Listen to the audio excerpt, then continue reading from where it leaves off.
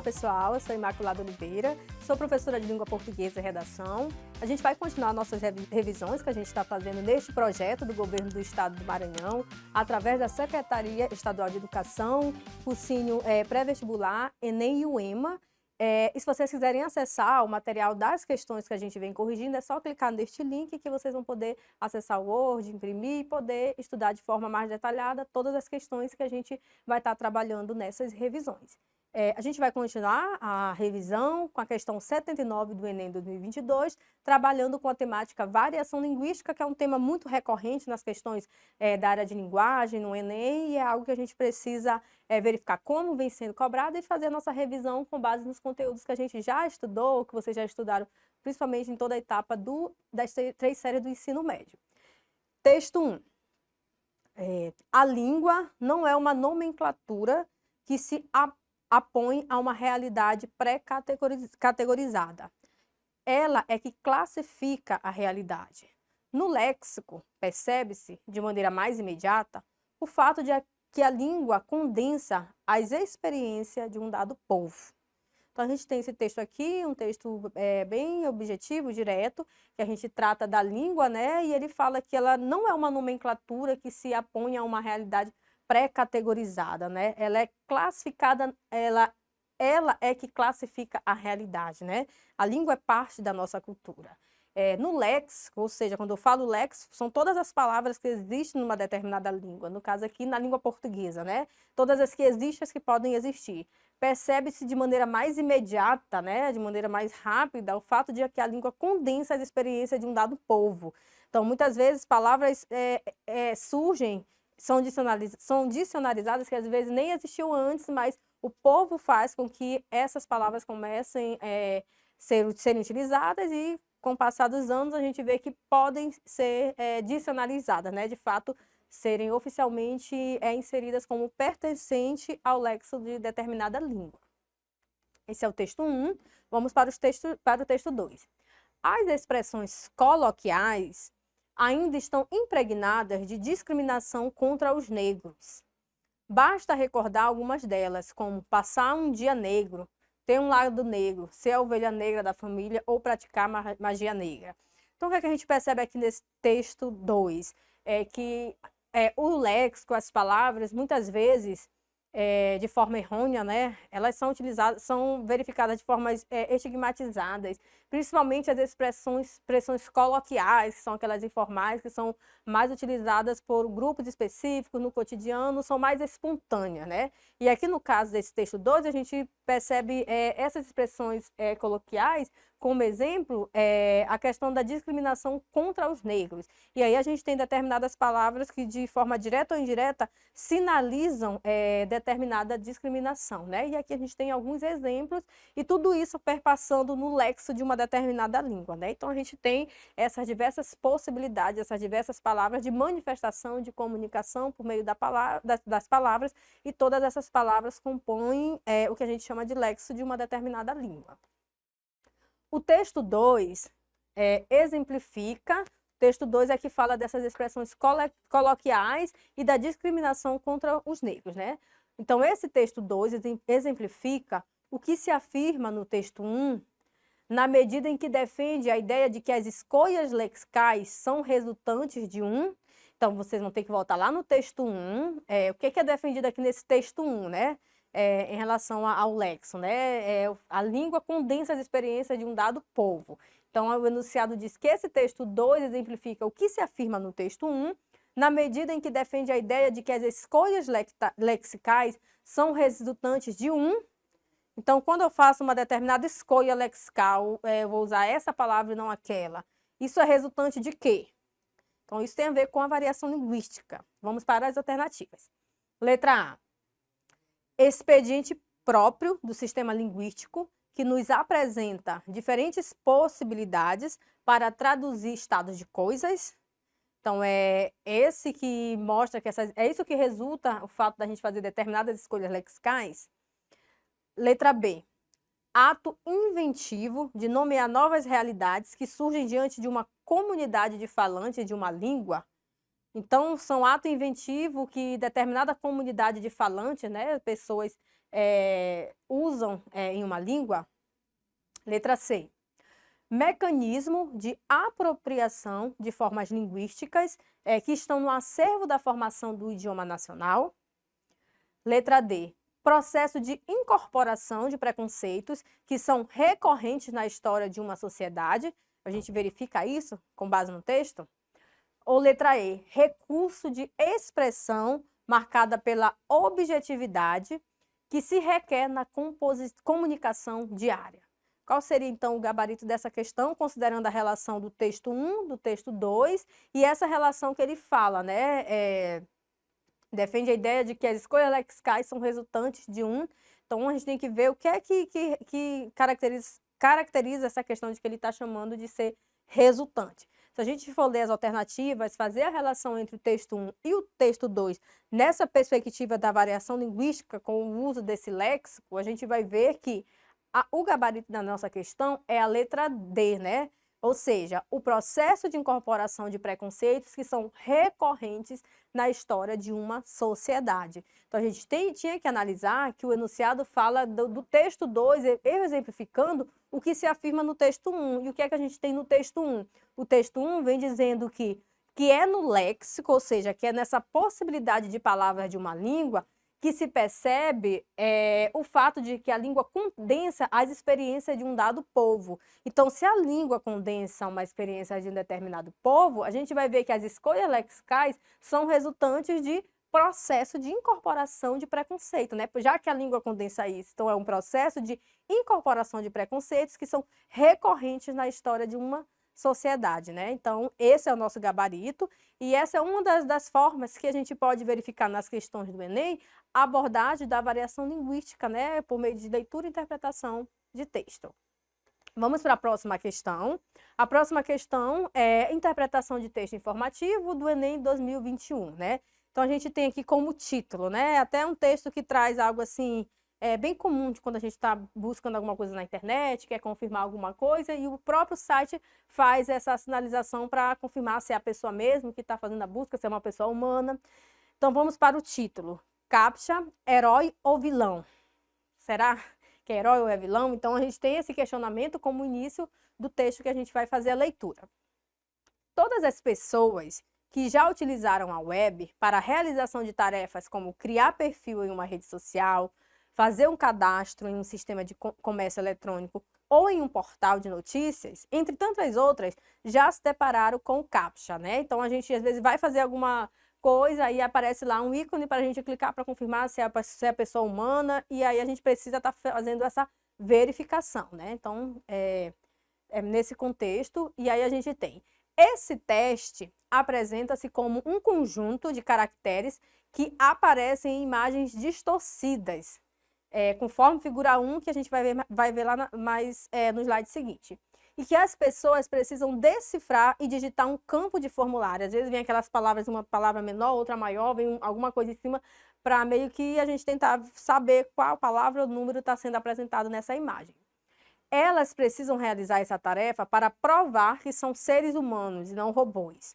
O uso do CAPTCHA com esse objetivo presume, portanto, que qualquer ser humano, mas nenhum robô, seria capaz de executar a tarefa proposta.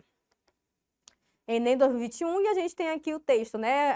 O CAPTCHA, e aí aqui tem o texto, uma palavra, e a gente tem que colocar em confirmar. Às vezes tá difícil, a gente consegue colocar para colocar outra palavra, e ele só vai deixar a gente prosseguir, continuar o que a gente está fazendo na web, se a gente colocar de forma correta a palavra ou a numeração que o CAPTCHA vai apresentar para a gente. Então, é isso que sintetiza essa informação aqui apresentada nesse texto, né? Nessa figura 1. Para as empresas que utilizam o CAPTCHA, ele é um herói que tem a missão de diferenciar pessoas de robôs.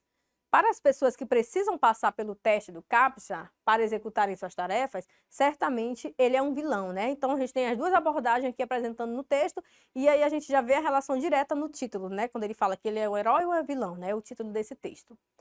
Em muitos casos, quando tentam passar pelos testes, vêm-se obrigados a repetir diversas vezes até conseguir acertar.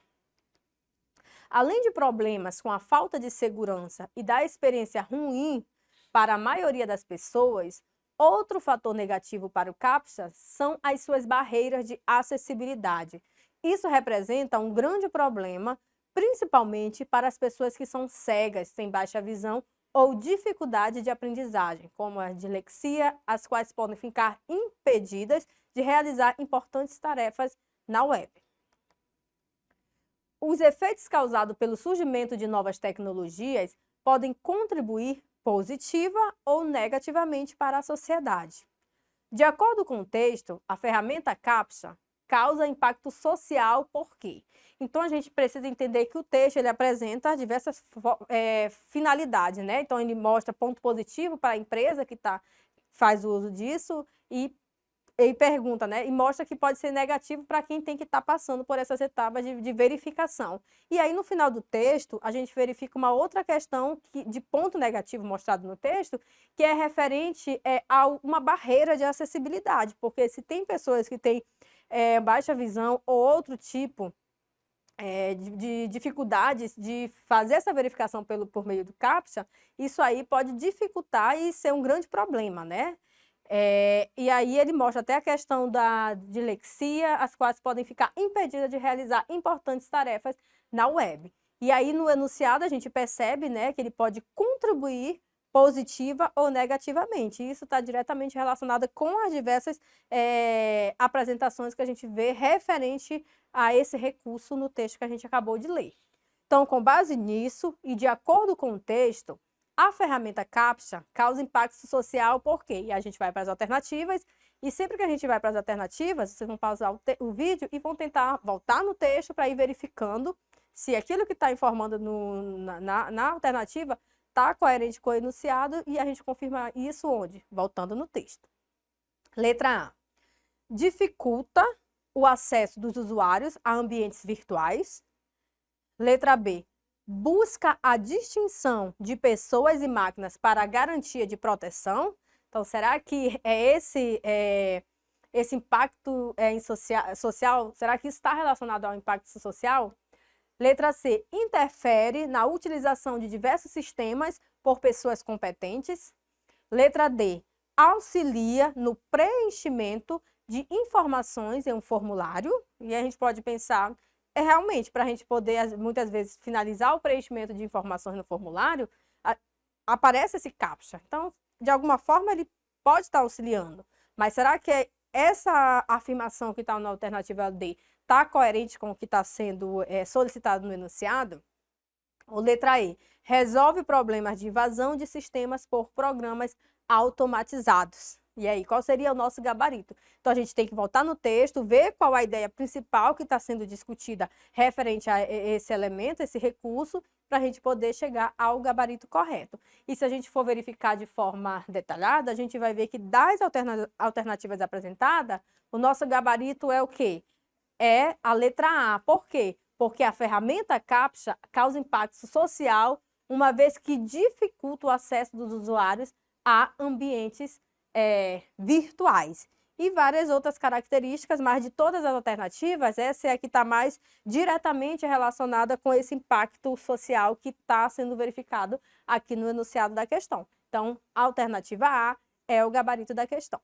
Vamos para mais uma questão, ainda nessa perspectiva de interpretação textual, mas agora a interpretação vai ser num texto que vai tratar, focando, né, com enfoque na variação linguística. Então, a gente vai fazer uma questão do Enem 2021, a gente vai fazer a leitura do texto e depois a gente vai ver como que a questão está cobrando essa temática da variação linguística. Então, a gente vai iniciar com a leitura do texto.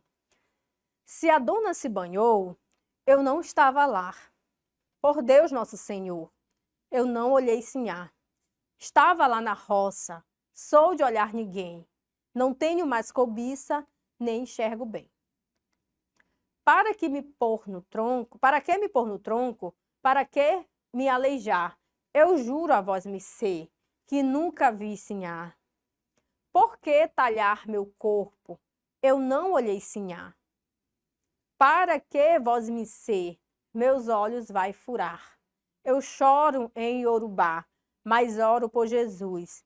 Para que vassum ser me tira a luz. Então a gente percebe que tem umas palavras assim, já bem que a gente não é mais de uso comum, que às vezes até soa estranho para a gente, né? Esse vós me ser, né? A gente percebe que não são palavras mais comuns atualmente. Vós me ser, vassum ser e várias outras que a gente verifica no texto. Então, antes da gente ir para o enunciado, essas palavras que já vão sinalizando diferentes formas de falar, muitas vezes já em desuso, elas marcam, de alguma forma, a presença da variação linguística, já que é algo comum desde que a gente começa a fazer uso da língua. Então, embora hoje seja tema assim, que é muito comum discutir nas escolas, é algo que, se a gente falar variação linguística, muita gente já sabe falar sobre, já ouviu falar e entende, né, o que seria essa variação linguística. Atualmente é algo bem destaque, antes a gente não tinha tanto destaque para isso, né? Mas os textos já revelam, mostram que essa variação linguística é presente já em todas as comunicações que a gente tem registro de texto, né? Então é algo bem comum. E aí a gente vai para o enunciado da questão e vê como que foi cobrada essa perspectiva da variação linguística no texto que a gente acabou de fazer a leitura. No fragmento da letra da canção, o vocabulário empregado e a situação retratada são relevantes para o patrimônio linguístico e identitário do país, na medida em que, o que é que a gente tem? A gente tem essas palavras que são empregadas, esses vocabulários, e a própria situação retratada, né? E o enunciado diz que elas são relevantes para o patrimônio linguístico. Por quê? Porque língua é cultura. Muitas vezes palavras que não são mais utilizadas, mas elas são memória, elas marcam um período, elas já foram utilizadas. Embora elas não são mais utilizadas atualmente, então elas são importantes. Então ele fala de patrimônio linguístico e identitário, né? É parte da identidade do país, na medida em que. Então a gente vai ver a alternativa, o gabarito tem que ser uma questão que sinalize uma justificativa de por que esse vocabulário empregado e a situação retratada denota essa questão de patrimônio linguístico e identitário do país. Então, a gente vai ver uma alternativa que mostra isso, que revela essa situação. E aí a gente vai para as alternativas. Letra A, porque remetem à violência física e simbólica contra os povos escravizados. Será que é isso? Isso que justifica ser um patrimônio linguístico e mostra esse caráter de identitário? Letra B, valorizam as influências da cultura africana sobre a música nacional. A gente percebe que quando a gente tem esse recurso linguístico de determinada língua que mostram palavras, determinadas expressões que vão sinalizar um povo de uma determinada época, de fato a gente percebe a valorização dessa cultura, né? Mas isso está diretamente relacionado com o texto que a gente fez a leitura, e aí a gente precisa confirmar para poder saber se é ou não o nosso gabarito. Letra C, relativizam os sincretismos constitutivos das práticas religiosas brasileiras. Será que o uso desses vocabulários, eles relativizam? É isso que a gente tem como gabarito? Letra D, narram os infortúnios da relação amorosa entre membros de classes sociais diferentes? Será que é isso o teor principal que justifica o que está sendo solicitado no nosso enunciado? Ou letra E, problematizam as diferentes visões de mundo na sociedade durante o período colonial. E aí, qual que seria, né, a alternativa aí que vai estar representando a informação que está sendo solicitada no nosso enunciado? Se a gente for verificar das alternativas apresentadas, a única que está diretamente relacionada ao enunciado, ao que está sendo pedido na questão, é a informação que é apresentada na alternativa A. Por quê? Porque a gente vai ver que, com base na leitura da canção, o vocabulário empregado, né, as palavras, a gente viu até algumas que são bem comuns, né, atualmente a gente não utiliza, verifica mais em registros, em livros. Então, esse vocabulário empregado e a situação retratada, elas de fato são relevantes para o patrimônio linguístico, né? Ele mostra uma parte da cultura para o patrimônio linguístico e identitário do país, na medida em que remetem à violência física e simbólica contra os povos escravizados. Então, mostra uma parte da história, até mesmo o conteúdo que está sendo retratado na canção que a gente fez a leitura, mostra um pouco dessa questão da violência física e também simbólica contra os povos escravizados. Então, esse é o nosso gabarito. Se vocês fossem ficarem com dúvidas, é só voltar no texto que a gente vai ver essa violência simbólica, né? Nos versos, as próprias palavras, o próprio conteúdo, a forma que a gente vê aqui retratando, né, o conteúdo apresentado nesse poema, a gente vê, de fato, essa questão da violência física e simbólica contra os povos escravizados. Então, por isso que, nesta questão, o nosso gabarito é a letra A. E a gente encerra este bloco e eu aguardo vocês nas nossas próximas revisões.